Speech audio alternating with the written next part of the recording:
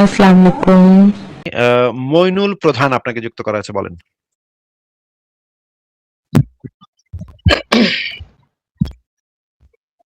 মইনুল প্রধান, বলেন বলেন।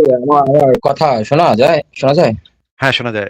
দ্রুত বলেন। আপনি আগেও যুক্ত হয়েছেন এবং সময় নষ্ট করেন। সময় নষ্ট না করে দ্রুত পয়েন্টে চলে আসেন। জি, পয়েন্টে আসতেছি। এই ভিতরে দুইটা কথা বলে নিব? না, আপনার দ্রুত সময় নষ্ট পয়েন্টে তেমন আসেন। কিছু না করি। সময় নষ্ট করেন আপনি, বা আগেও সময় নষ্ট করছেন আমার। দ্রুত পয়েন্টে চলে আসেন। আচ্ছা, দ্রুত যদি পয়েন্টে আসি তাহলে ব্যাপারটা হলো এরকম, মানে আপনার কাছে কি মনে হয় যে এই যে পৃথিবীতে এই কোটি কোটি মানুষ এই একটা ধর্মের অনুসারী, এখন কোন কোন ধর্মের? কোন বিষয়গুলো, এই যে কোন ইসলাম ধর্মের? ইসলাম কোটি ধর্মের। কোটি মানুষ ইসলাম ধর্মের অনুসারী। আচ্ছা, তারপর? হ্যাঁ, কিন্তু এখন ইসলাম ধর্মের অনুসারী এগুলোর ভিতরে তো ভাগ বাটোয়ারা আছে, নানা গ্রুপ আছে। একদল আছে শিয়া, একদল আছে সুন্নি, আরেক দল আছে এইটা, আরেক দল আছে সেইটা, একটা আরেকটারে কোপাকুপি করে, মারামারি করে, কামড়াকামড়ি করে। একদল বলে আরেক দলের কাফের, অমুকে আস্তে আমিন বলে, জোরে আমিন বলে। এইটা নিয়ে দুই পক্ষ করে কাফের কফের বইলা কাইটা কুইটা ফেলায়, মেরে মেরা ফেলায়, পরিবার শুদ্ধ আগুনে পোড়ায় দেয়। এক পক্ষ কয় জাকাত দান দেবো, এক পক্ষ কয় জাকাত দান দেবো না। জাকাত নিয়ে মাইরা মুইরা ফেলায়, কাইটা কুইটা ফেলায়, জবাই টবাই করে ফেলায়। কি একটা অবস্থা! এমনকি যে এগুলা যে শুধু মুসলমানদের মধ্যে হয় তা তো না। একদম খিলাফত আমলে একদম মানে হেদায়েত প্রাপ্ত খোলাফায়ে রাশিদিনরা পর্যন্ত এই এই কাম করে মরছে। এক পক্ষ কইছে এইটা, আরেক পক্ষ কইছে ওইটা। তারপর দুইটা কামড়াকামড়ি মারামারি, একটা আরেকটারে মেরালা। হ্যাঁ, ওসমানরে হত্যা করছে, আলীরে হত্যা করছে, হাসান হোসেনের হত্যা করছে। শিয়ারা বলে ফাতেমারেও নাকি প্রেগনেন্ট অবস্থা পেটে লাথি মারছে। তারপর হচ্ছে গিয়ে এমনকি মোহাম্মদ নিজেও মরছে হচ্ছে গিয়ে বিষ খায়া। মানে সবটি মরছে একবারে কামড়াকামড়ি। বেশিরভাগ হচ্ছে মরছে ওমরে মারছে, আবার মানে কৃতদাস এসে ছুরি মারছে। মানে পুরা রক্তারক্তির ইতিহাস। ইসলামের ইতিহাস হইতেছে একেবারে রক্তের ইতিহাস, চাপাতির ইতিহাস, ছুরির ইতিহাস। আর এই জিনিস ভাই, মানে কোটি কোটি মুসলমান বিশ্বাস করে। ভাই, কোটি কোটি মুসলমান তো একরকম না। এক একজনের বিশ্বাস এক এক রকম। এই কোটি কোটি মুসলমানের ভিতরে কোটি কোটি ভাগ আছে। কোটি কোটি মুসলমান তো এক জিনিস বিশ্বাস করে না। কেউ বলে আল্লাহর আকার আছে, কেউ বলে আল্লাহর নিরাকার। এক পক্ষ বলে নবীর নূরের তৈরি, এক পক্ষ বলে মাটির তৈরি। দে পিটান, দে কামড়া কামড়ি, দে কল্লা ফালাইয়া। এইগুলা করতেছে ভাই, গত 1450 বছর ধরে এইগুলা চলতেছে। না, 1450 বছর ধরে এগুলো চলতেছে ঠিক তা না। আচ্ছা, আমি এক প্রসঙ্গে আসি। প্রসঙ্গ হলো, যদি আপনার কথাই সত্যি হয়, কোনো কিছু নাই থাকে, তাহলে তো এই মানুষগুলো তো এই যদি কোনো আমার একটা কথাই বিশ্বাস। সত্য যদি আমার কথা সত্য হয়, এই কথাটার মানে তো বুঝলাম না। এটার ভিতরে তো যদি টদি নাই। এটা না, যদি আপনার আমার কথা যদি যৌক্তিক হয় তাহলে তো সেটা যৌক্তিক, আর যদি যৌক্তিক না হয় সেটা যৌক্তিক না। সেটা তো নির্ভর করতেছে আমি কি যুক্তি প্রমাণ উপস্থাপন করতেছি তার উপরে। আপনার খোরা এটা তো যুক্তি। খোলা যুক্তি দিলে একটা দেখান। এই যেমন আপনি কিছুক্ষণ আগে বললেন না যে এই নবী বিষ পান করে মানে মারা গেছে, এটা তো আপনি একদম 100% প্রুভ করতে পারবেন না। এটা তো একটা কেন মিথ্যার কেন মতো করতে কাজ পারবো করে। না? আমি তো এটা তো যেমন মানে আরেকটা, ইসলামের মানে টেক্সটের ভিতরে, সহি হাদিসের ভিতরেই তো আছে এই জিনিসটা, যে নবী মোহাম্মদ নিজে মৃত্যু সজ্জায় বলছে যে আমাকে যে খাইবারে যে বিষ খাওয়ানো হয়েছিল সেই বিষের তীব্র যন্ত্রণায় আমি কষ্ট পাচ্ছি। আমি এখন আমার এমন অবস্থা হয়েছে যে আমার মৃত্যু অতি সন্নিকটে। এটা তো নবী মোহাম্মদের নিজের কথা, এবং আলেমরাও তো এই বিষয়ে একমত। আমি আপনাকে তাহলে কয়েকটা ভিডিও দেখি। আপনি বললেন যে এটা নাকি আমি প্রমাণ করতে পারবো না। নাস্তিক আসে প্রমাণ করতে পারবে না যে না, নবী বিষ এই খায় মারছে। ব্যঙ্গাত্ম, আসিফ নাস্তিক সাহেব, আসে। ব্যঙ্গাত্ব আচ্ছা, করা ঠিক আপনাকে একটু নেই, মিউট কথা করে বোঝার রাখি। চেষ্টা করুন। না, আপনাকে মিউট করে রাখি। ব্যঙ্গাত্মক হবো না মানে অবশ্যই ব্যঙ্গাত্মক হবো। নাস্তিক আসে প্রমাণ করতে পারবে না আমার নবী বিষ খায় মারছে, এটা নাস্তিক আসি প্রমাণ করতে পারবে না। হ্যাঁ, নাস্তিক আসিফের প্রমাণ করা লাগবে না। আলেমরা নিজ মুখে বলে দিবে, আমার তো বলতে হবে না। ইসলামের সবচেয়ে বড় বড় আলেমদেরকে দিয়া বলাবো। আমি তো নিজে বলবোই না কোনো কথা। দেখি আমরা ইসলামের সবচেয়ে বড় বড় আলেমরা কি বলে আমরা শুনি প্রথমে মদিনার সবচেয়ে মানে বাংলা ভাষাভাষী, উনি যদিও ইন্ডিয়ান কিন্তু বাংলা ভাষী, ওনার নাম শায়েখ মতিউর রহমান মাদানী। উনি কি বলে আমরা একটু শুনি। নবী সাল্লাল্লাহু আলাইহি ওয়াসাল্লামের ইন্তেকাল হয়েছে তখন আপনার মাথার কঠিন যন্ত্রণা ছিল, খুব কষ্ট ছিল। জি, মৃত্যুর যন্ত্রণা খুব বেশি ছিল, তো খুব কষ্ট পাচ্ছিলেন নবী সাল্লাল্লাহু আলাইহি ওয়াসাল্লাম। মাথায় পটি বেঁধেছিলেন, এত ব্যথা ছিল। তো রোগের তীব্রতা, এটাও বেনিফিট আপনার জন্য। কখন যে রোগের তীব্রতা হয়, 5646 নম্বর হাদিস বর্ণনা করেছেন মায়েশা রাদিয়াল্লাহু তাআলা আনহা। তিনি বলছেন, মা রাআইতু আহাদান আশাদ্দা আলাইহিল ওয়াজআ মিন রাসূলিল্লাহ সাল্লাল্লাহু আলাইহি ওয়াসাল্লাম। আমি কোন ব্যক্তিকে দেখিনি যে রাসূলুল্লাহ সাল্লাল্লাহু আলাইহি ওয়াসাল্লামের চাইতে বেশি তার রোগের যন্ত্রণা বেশি ছিল। আমি নবী সাল্লাল্লাহু আলাইহি ওয়াসাল্লামকে দেখেছি অসুস্থ অবস্থায়, মৃত্যুশয্যায় যখন তিনি অসুস্থ, তার রোগের যন্ত্রণা ভীষণ ছিল। এত ভীষণ রোগের যন্ত্রণা কারো আমি দেখিনি, বলছেন মায়েশা রাদিয়াল্লাহু তাআলা আনহা। তো শুধু যদি গুনহার কারণে হয় তাহলে তো আর না, এরকমটা হওয়ার কথা না, তাই না? তিনি তো মাসুম সাল্লাল্লাহু আলাইহি ওয়াসাল্লাম। এই জন্য বললাম যে, কি বললাম, মর্যাদা উঁচা হবে আর কি, হ্যাঁ, নেকি বৃদ্ধি হবে। জি, আমরা দেখলাম নবী মোহাম্মদের মৃত্যুর সময় প্রচন্ড মৃত্যু যন্ত্রণা হয়েছিল, সেটার রেফারেন্স দেখলাম। এবার আমরা মিজানুর রহমান আজহারীর বক্তব্য শুনি। খাইবারে খাবারের মধ্যে বিষ মিশিয়ে দেয়া, জানেন ঘটনা? এক ইহুদি নারী দাওয়াত দিয়েছে বিশ্বনবীকে। বিষ্ণু ইসা ইসলাম দাওয়াত পেলে ফিরাতেন না, তিনি গেলেন। খাসির গোশত খেতে পছন্দ করতেন, খাসির গোশতের মধ্যে পয়জন মিক্স করে দেয়া হবে, বিষ। এই বিষের ব্যথায় তিনি আজীবন কষ্ট পেয়েছেন। এতেকালের আগে তিনি বলেছিলেন, ওই যে খাইবারের যুদ্ধে যে ব্যথাটা আমি পেয়েছি বিষের কারণে, ওই ব্যথা আজকে আমার আবার উঠেছে। এজন্য আমার নবীর মৃত্যুটা ছিল শাহাদাতের মৃত্যু। তাকে বিষ্ণু ইসা ইসলামকে বিষ খাইয়ে হয়েছে। স্বাভাবিক মৃত্যু ছিল না বিষ্ণু নবীর, বিষের ব্যথায় তিনি মৃত্যুর আগে কাতরাচ্ছিলেন। ও, মিজানুর রহমান আজহারী কি বলে আবার শুনি। আমি তো আসিফ পদ্ধতিতে প্রমাণ করতে পারবে না, আমাকে নবী বিষ খায় মারছে, এটা তো প্রমাণ করতে পারবে না। আচ্ছা শুনি আবার কি বলে। তাকে বিষ্ণু ইসা ইসলামকে বিষ খাইয়ে হয়েছে। স্বাভাবিক মৃত্যু ছিল না বিষ্ণু নবীর, বিষের ব্যথায় তিনি মৃত্যুর আগে কাতরাচ্ছিলেন। আচ্ছা, মিজানুর রহমান আজহারী তো খুব পরিষ্কার ভাবে বলে দিল। আমরা দেখি যে ইসলামী দলিল প্রমাণে কি লেখা আছে। এটা হচ্ছে, প্রথমে আমরা দেখি যে তাফসিরে মারিফুল কোরআন, পাকিস্তানের যে মুফতি শফি ওসমানী তার লিখিত। এই যে দেখেন, মৃত্যু যন্ত্রণা বড় কঠিন, এটা সে বলতো মৃত্যুর সময়। আচ্ছা, আমরা সরাসরি যে ওই হাদিসটাতে চলে যাই, যে এই হাদিসটাতে মোহাম্মদ নিজেই বলতেছে যে আহ দেখি, এই যে দেখেন, অনেকগুলো হাদিসে বলা আছে এই জিনিস। এই যে এটা হচ্ছে মিশকাত শরীফের একটা হাদিস। মিশকাত শরীফের আধুনিক প্রকাশনী প্রথম খণ্ড পৃষ্ঠা 131। এখানে বলা হচ্ছে যে হযরত উম্মে সালামা রাদিয়াল্লাহু আনহা থেকে বর্ণিত, আমি রাসূলুল্লাহ সাল্লাল্লাহু আলাইহি ওয়াসাল্লামের কাছে আরজ করলাম, হে আল্লাহর রাসূল, আপনি যে বিষ মিশ্রিত ছাগলের মাংস খেয়েছিলেন তার কারণে দেখছি প্রতি বছরই আপনি এতে কষ্ট পান। হুজুর বললেন, প্রতি বছরই আমি যে কষ্ট পাই বা আমার অসুখ হয়, এটা ওই সময়ে আমার তাকদিরে লেখা হয়ে গেছিল যখন আদম তার মাটির ভেতরে ছিলেন। ব্যাখ্যা, হুজুর রাসূলুল্লাহ সাল্লাল্লাহু আলাইহি ওয়াসাল্লামকে এক ইহুদি নারী খায়বারের যুদ্ধের পর বকরির গোশতের সাথে এই যে এই গল্পগুলো যারা লিখছে, ভাই, এই এই যে গল্পগুলো কোনো নাস্তিক এক লেখেনি। সময় আপনাকে মিউট করে দিচ্ছি। এই গল্পগুলো কোনো নাস্তিক লেখেনি, এটা মিশকাত শরীফের হাদিস এবং হাদিসের ব্যাখ্যা। ইহুদি নারী খায়বারের যুদ্ধের পর বকরির গোশতের সাথে বিষ মিশিয়ে খাইয়েছিলেন। পশুর গোশত খাবার পূর্বে হুজুর টের পেয়ে গিয়েছিলেন, বাকি গোশত ফেলে দেন। হুজুর সাল্লাল্লাহু আলাইহি ওয়াসাল্লাম বলেছেন এটা সবসময় সে কষ্ট দিত, এইটা তাকে জীবনভর কষ্ট দিচ্ছে। পরবর্তীতে দেখি বুখারী শরীফের হাদিসে বলা হচ্ছে যে, এই যে দেখেন তাফসিরে, এটা হচ্ছে আনোয়ারুল মিশকাত শরহে মিশকাতুল মাসাবি, এটা হচ্ছে মিশকাত শরীফের একটা ব্যাখ্যা গ্রন্থ। এই গ্রন্থে বলা আছে রাসূলুল্লাহ বিষ মিশ্রিত বকরির গোশত খাওয়ার কারণে তিনি নিজের মাথার তালুতে শিঙ্গা লাগান। এখানে হাদিসের ব্যাখ্যায় বলা হচ্ছে, খাইবার এলাকায় এক ইহুদি মহিলা নবীকে সত্য নবী পরীক্ষার উদ্দেশ্যে বকরির গোশতে বিষ মিশ্রিত করে খাওয়ার জন্য পেশ করলো।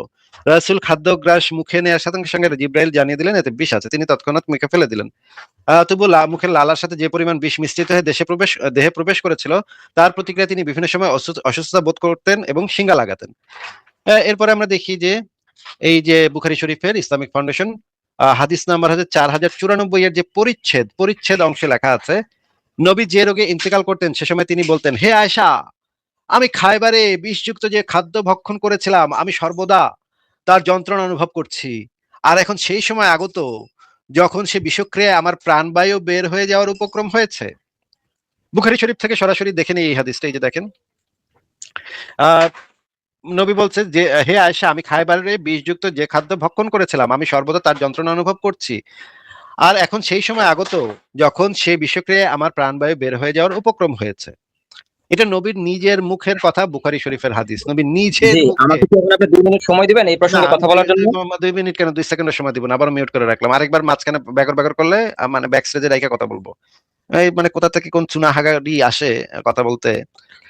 এটা তো আপনি প্রমাণ করতে পারবেন না নবী বিষ খেয়ে মরছে। এটা প্রমাণ করতে পারবে না। নবী নিজের মুখের স্বীকারোক্তি, আলেমদের মানে বর্ণনা। আরো দেখি আমরা। পরে হচ্ছে গিয়ে আরো অনেক দলিল আছে এখানে, বহু বহু বহু রেফারেন্সের একদম। এবং মৃত্যুর সময় একের কুত্তার মতো মরছে মোহাম্মদ, একের কুত্তা যে বিষ খেলে যেভাবে কত কত কত কত কত কত মুখটা ফেনা টেনা উঠা মরে, এরকম কুত্তার মতো মরছে। এটা মানে সারা জীবন যে আকাম কুকাম করছে, একেবারে মৃত্যুটা একেবারে খারাপ ছিল, কঠিন মানে মৃত্যু ছিল। আয়েশা বলতেছে, রাসূলুল্লাহ সাল্লাল্লাহু আলাইহি ওয়াসাল্লামের মৃত্যু যন্ত্রণা দেখার পর হতে আমার আর কোনো ঈর্ষা হয় না অন্য কোনো ব্যক্তির সহজ মৃত্যু হলে। মানে এত কঠিন মৃত্যু হয়েছিল মোহাম্মদের, এত কষ্ট পায় মরছে মোহাম্মদ, যে মানে একেবারে ভয়ঙ্কর কষ্ট পায় মুহাম্মদ মরছে। আহ ঠিক আছে, আরো দেখি ইমাম গাজ্জালি তার গ্রন্থে যেটা বলেছে, এই যে রাসূল আকরামের ওফাত, আল্লাহ তাআলার কাছে এই যে দেখেন ফেরেশতা পাঠান, এই যে দেখেন এখানে একদম খুব পরিষ্কার ভাবে আপনারা পড়ে নিয়েন, এখানে খুব পরিষ্কার ভাবে বলে দেওয়া আছে অত্যন্ত কঠিন মৃত্যু ছিল। মৃত্যুর 4 বছর পরে কি মানে বিষ খাওয়ার 4 বছর পরে কি কারো মৃত্যু হইতে পারে? অবশ্যই হইতে পারে। এই যে এখানে রেফারেন্সও দেয়া আছে যে women dies ডিকেডস after unsolved China poisoning, অনেক বছর পরেও মানুষের মৃত্যু হতে পারে যদি তার কোনো একটা মানে শরীরের ভিতরে যদি কোনো একটা বড় ক্ষয়ক্ষতি করে ফেলে।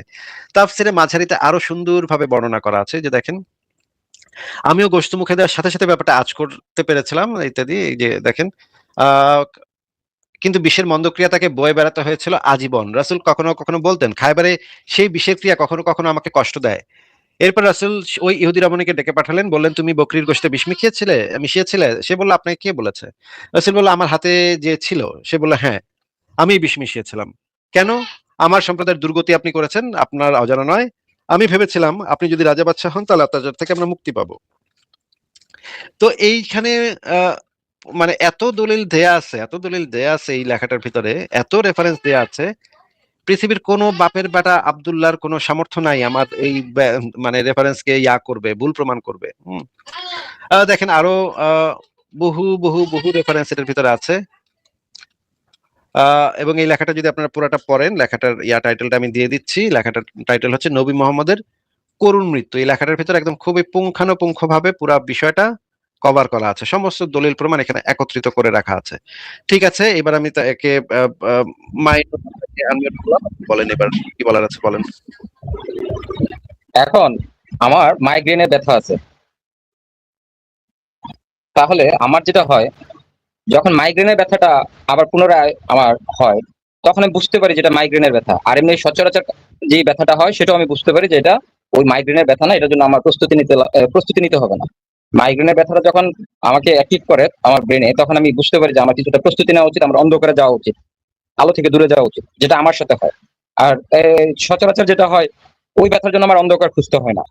এখন নবীকে যখন বিষ খাওয়ানো হয়েছিল, একজন ইহুদি মহিলা যখন বিষ খাওয়ানো হয়েছে, যে গল্পটা যেভাবে সাজানো হয়েছে, ওইটার আশ্চর্য সময় আশ্চর্য আশ্চর্য আশ্চর্য, বুঝলাম না গল্পটা যেভাবে সাজানো হয়েছে। মানে আমি কি নাস্তিকদের লিখিত বই থেকে দেখাইছি আপনাকে, নাকি ইসলামের বইগুলা থেকে দেখাইছি? হ্যাঁ, ইসলামিক বইগুলো থেকে রেখেছেন। তাহলে গল্পটা যেভাবে সাজানো হয়েছে এই কথাটার বলার মানে কি? আচ্ছা, সেটা আমি বলতেছি, গল্পটা সাজানো হয়েছে মানে কি। মানে প্রসঙ্গটা শেষ করে আপনারা মনে রাখেন, আমি বুখারী যাওয়ার সময় শরীফ, বলে যাবো। তিরমিজি শরীফ, সহিহ মুসলিম, এই হাদিস গ্রন্থগুলো আপনি কি স্বীকার করেন না যে এইগুলাতে মানে এগুলাতে মিথ্যা কথা লেখা আছে? হ্যাঁ, মিশ্রণ থাকতে পারে, আছে। এই বুখারী সহিহ হাদিস গুলোর ভিতরেও বিকৃত মিথ্যা কথা লেখা আছে নাকি? বিকৃত মিথ্যা কথা বলতেছি না, মিশ্রণ মানে এটার সাথে হয়তো শব্দের কারসাজি হয়েছে। তাহলে তো ভাই আপনি মুসলমানই না। বুখারী শরীফের হাদিস যদি আপনি বলেন যে সেখানে বিকৃত কথার কারসাজি বিকৃতি আছে, মুসলমান তাহলে তো আপনি কিনা সেটা মুসলমানই না। তাহলে তো আপনি আহলে কোরআন, তাহলে তো আপনি একজন আহলে কোরআন।